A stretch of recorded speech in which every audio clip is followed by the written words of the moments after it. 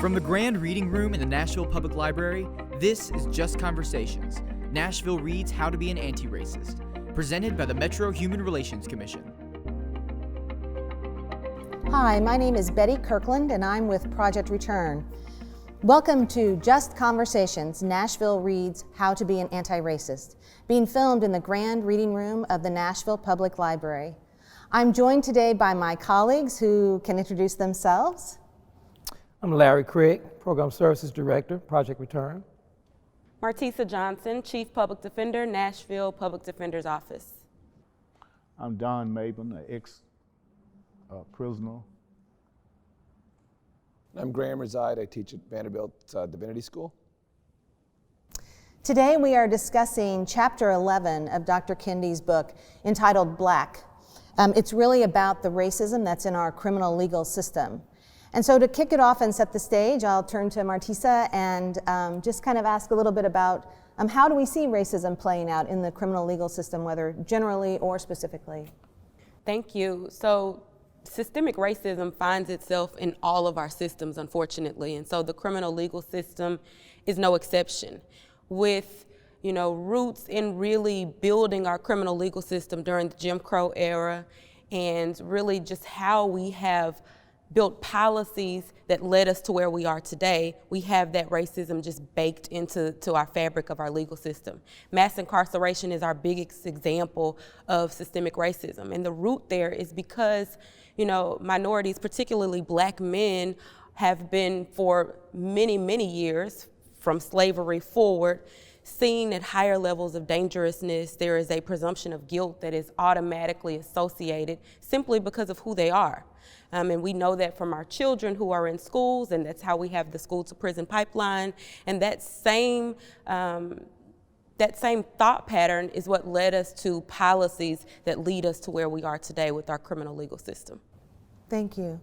Graham, I'll turn to you. I know that in your work as a teacher of young people, racism certainly can be interpersonal, and you have discussions about that, but we're talking about structural racism. Can you talk about that a little bit more in line with what Martesha was saying? Sure. I think one of the things I really appreciated about Dr. Kendi's book was this emphasis on structural racism versus sort of individualized sentiments or feelings of racism. It's important to recognize that we live in a society that is structured to disadvantage people of color. And it's not enough to say, well, I'm not racist. We live in a racist world. At least a world that is shaped by a set of behaviors and practices and patterns and institutions which disadvantage people in significant ways. And I do think that when we come to think about the criminal justice system in particular, the consequences of those disadvantages are profound. Don, I'll ask you to speak a little bit about your youth coming up in Memphis, Tennessee. Basically, I grew up in a predominantly all-Black integrated neighborhood, North Memphis.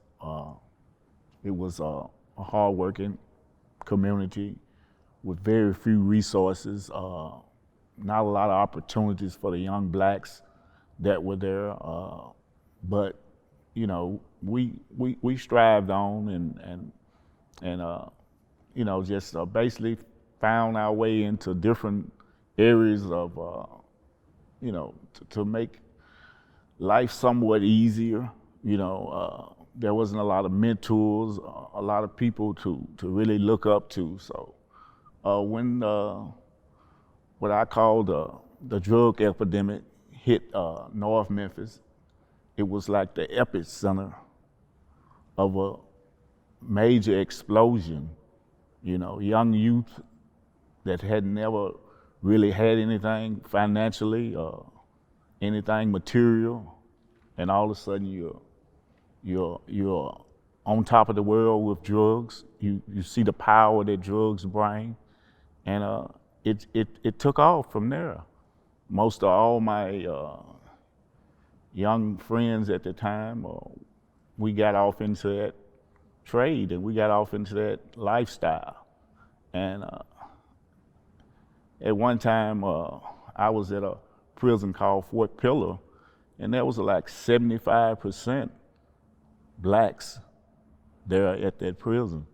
It was in the rural part of Hennon, Tennessee, which was predominantly all white, maybe 2 blacks worked at that prison. It was a lot of racism, a lot of culture shock for us to deal with. And so we met and felt racism full force there, coming from the urban area. And that was my first introduction to racism, you know what I'm saying? Because I'm growing up in an all black neighborhood, you know, so it was a major clash with us. So, yeah, I'm sorry. So that ties into one of the points that Dr. Kendi makes in his book, which is that crime really arises from a terrible lack of economic opportunity. And you know, exposure.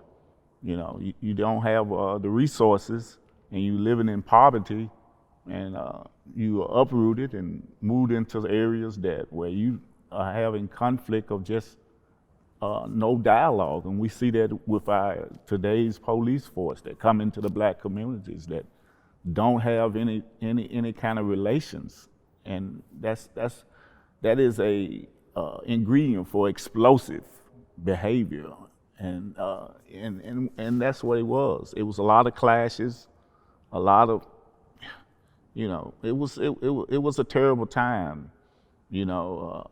For me, I was still young. I was still trying to find my way in life, and you know, and here I was incarcerated, and you know, given a long sentence, you know, along with my peers, and you know, trying to navigate that was very challenging, you know. But thank you for sharing that. yeah. I think at the heart of this book is the way in which racism is about the formation of a group identity, ascribing characteristics to an entire group, and then immediately creating the hierarchy that says that a racial group is inferior and another racial group is superior. And so can you speak to that a little bit, Larry, in terms of how we see that playing out in our community or in our criminal justice system? Yeah, I think that you take, for example, you know, different systems, police forces, COs in prisons.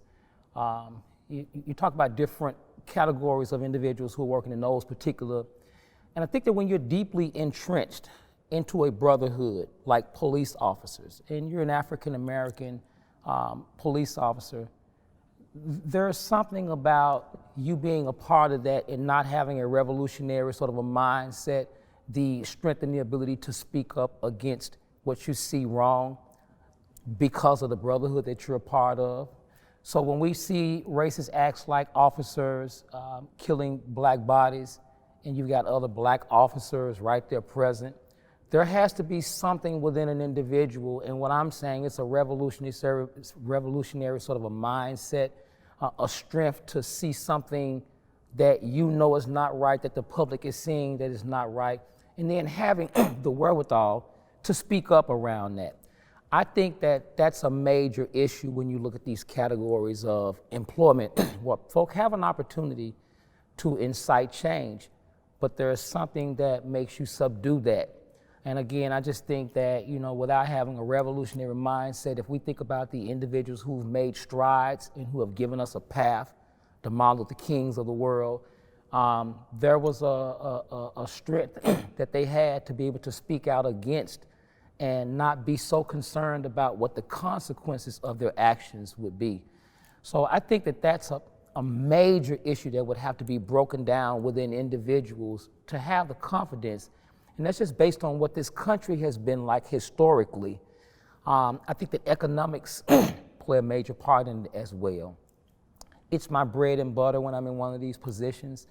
I have to stop and think about when I go home, my significant others are not going to always talk to me about what I'm doing or what I'm seeing and not speaking up about that.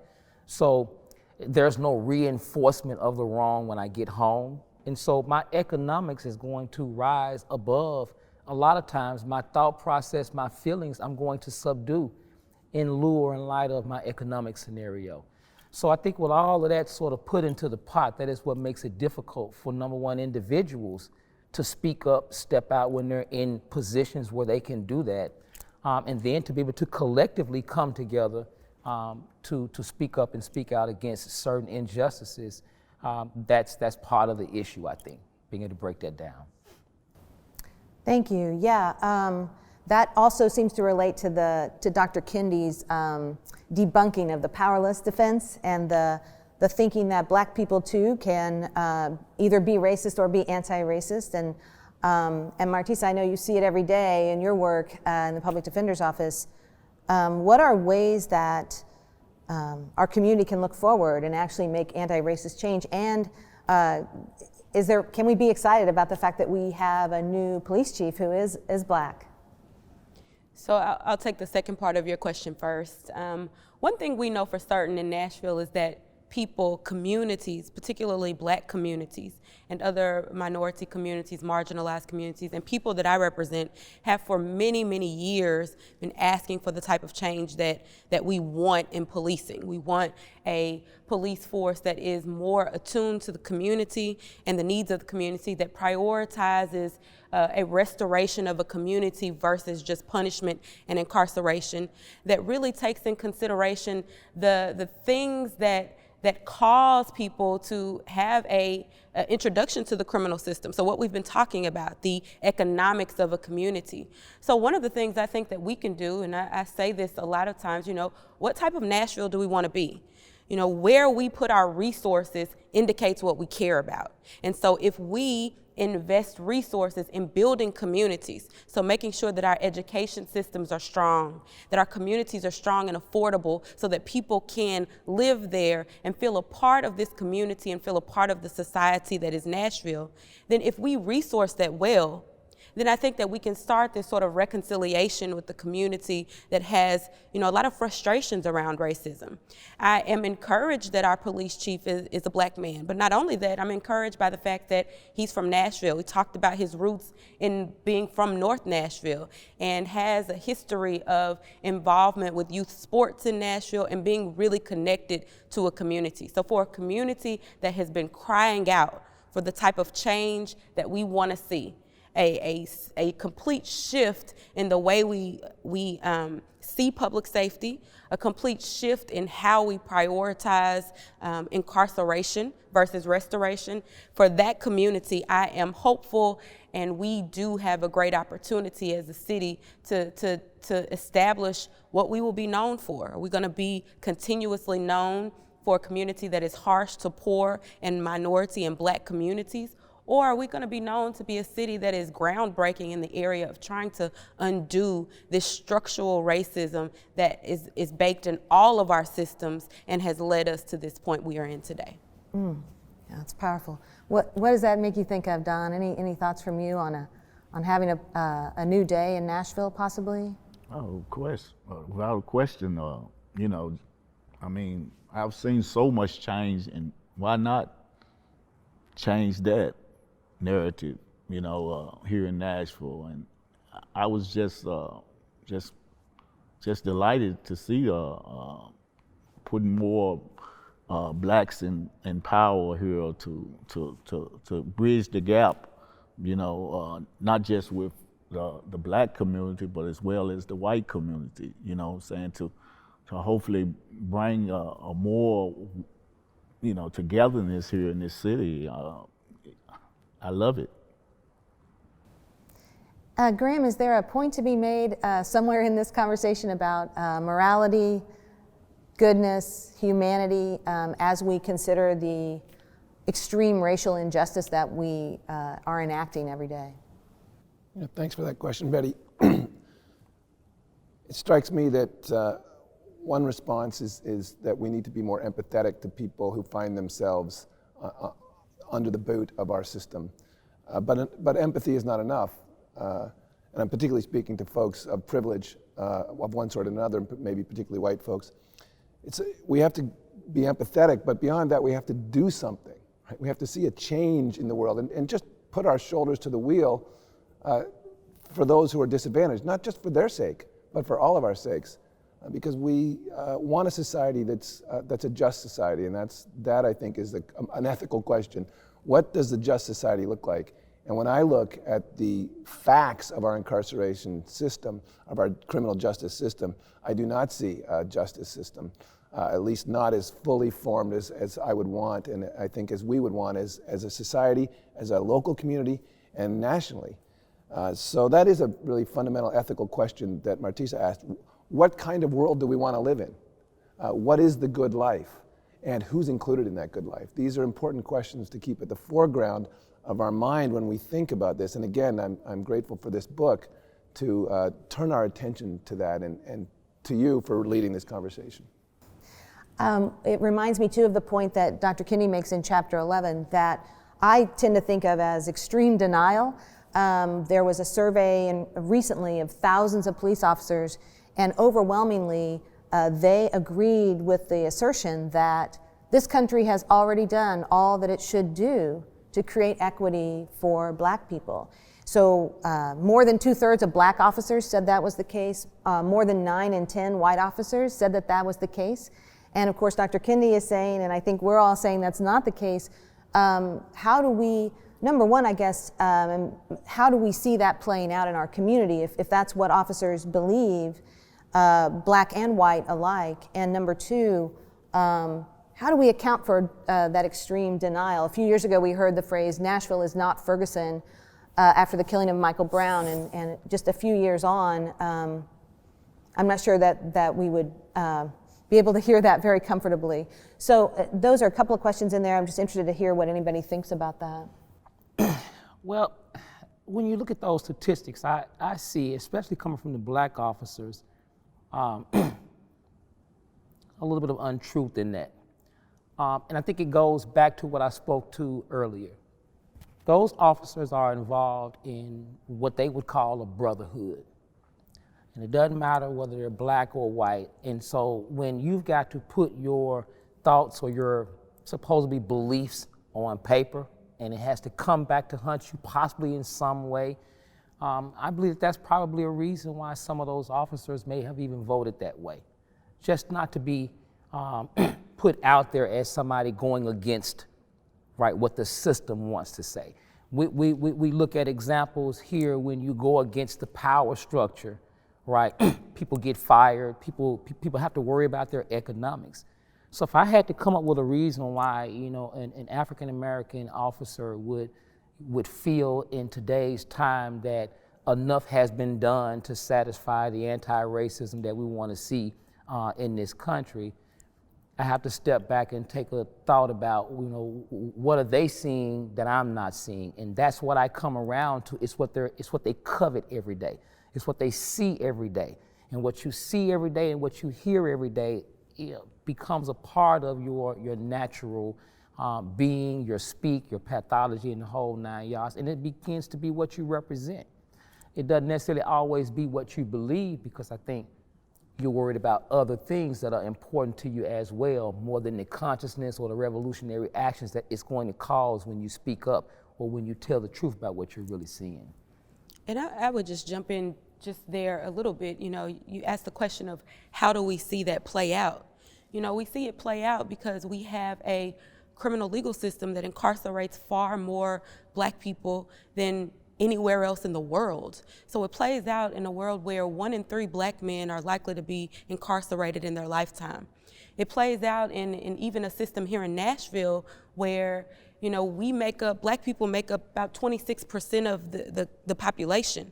And according to the last studies that we did of our criminal legal system, we made up almost 50% of the incarcerated people in our Nashville jails. So we're not talking about a worldwide problem. We're talking about when the mentality is we've done all the work necessary to eradicate racism, then we get stagnant and we get stuck in the policies that are deeply rooted in that same racist thought.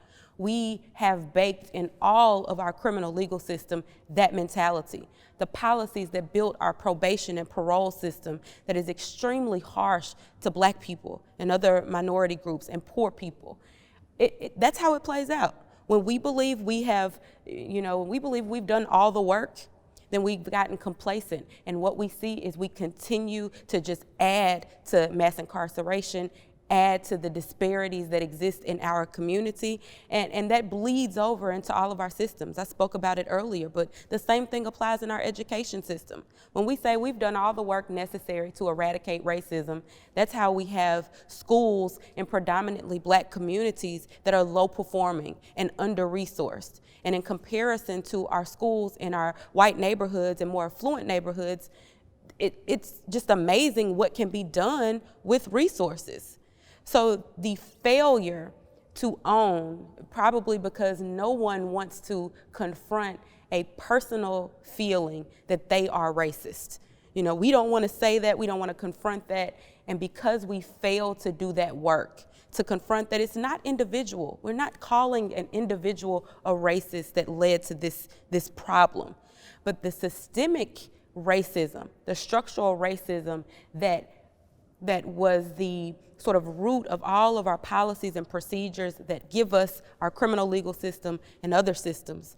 That's the problem. That's where the racism is. So no, we have not done the work necessary to eradicate it, and I wholeheartedly disagree with that. And Betty, if I could add to that, and I would be remiss if I didn't, the breakdown of the Black family.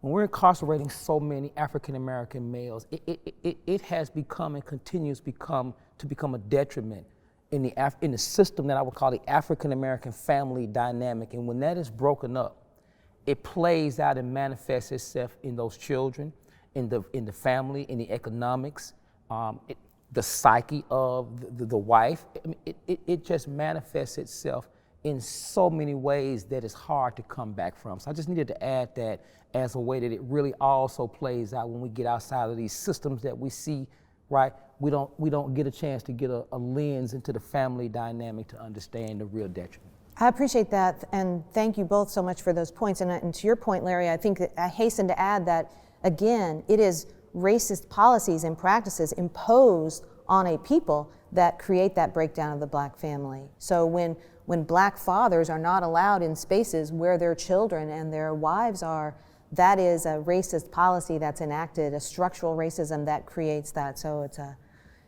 deeply troubling. And Don, I know that you spend a lot of time reflecting on your past, and I wonder if you think about like what could have been different, like what could have been different for you as a beautiful person coming up in that neighborhood that would have been different for your life. I just look back on that, and you know, and getting at the age that I am now, I can reflect and see all the stumbling blocks, you know, that was before me, and like someone on the panel said, resources, you know, and there were very limited resources.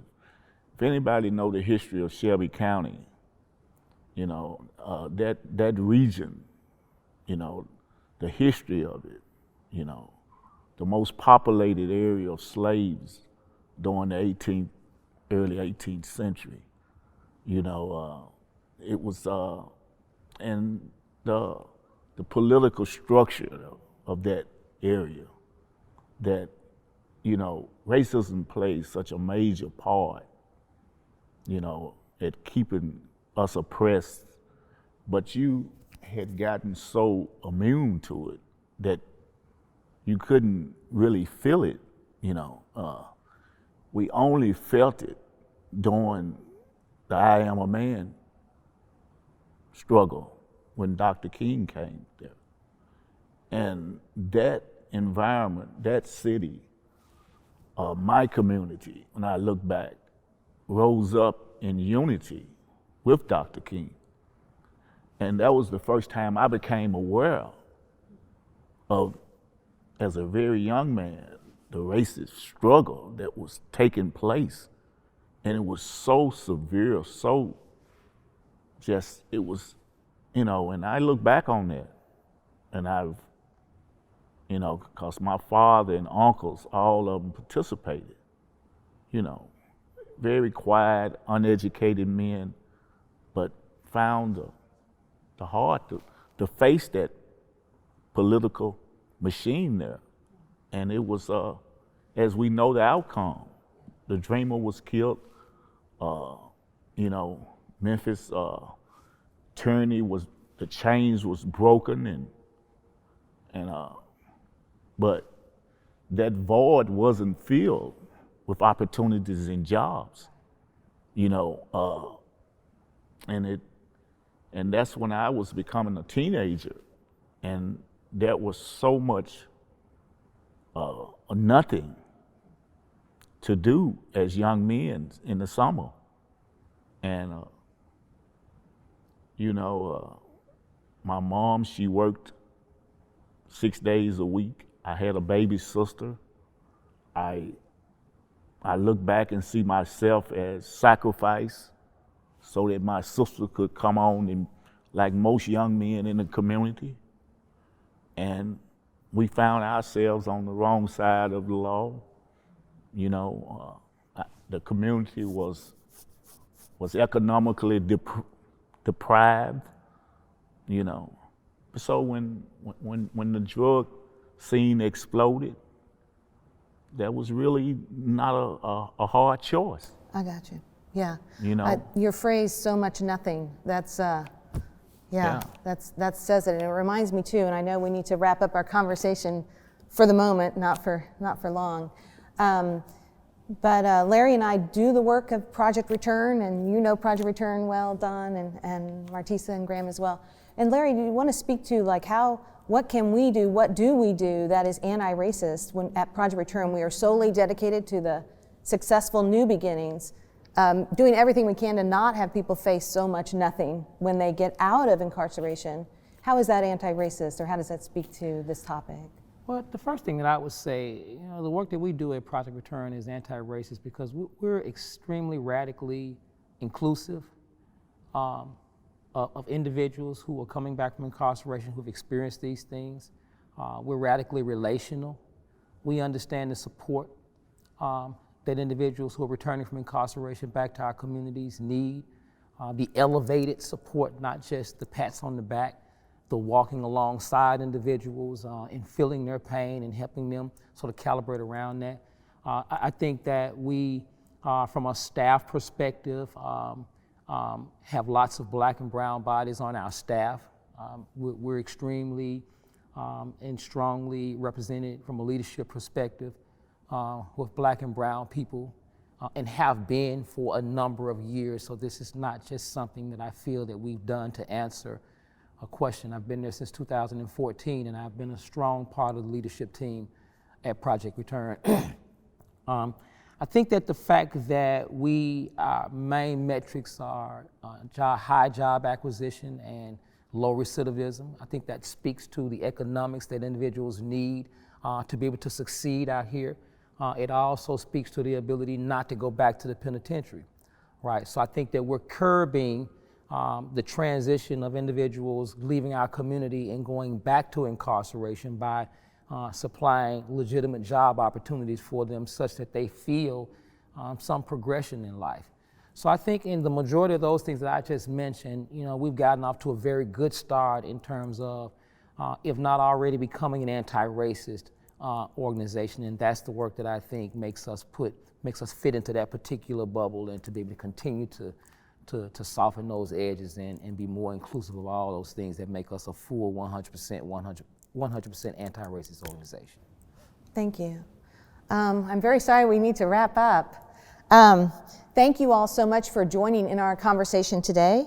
For more information and more episodes, please go to www.justconversations.org. And thank you again. Next, I think up on the show will be Chapter 12, which is entitled Class. And I know we hope to see you there. Thank you.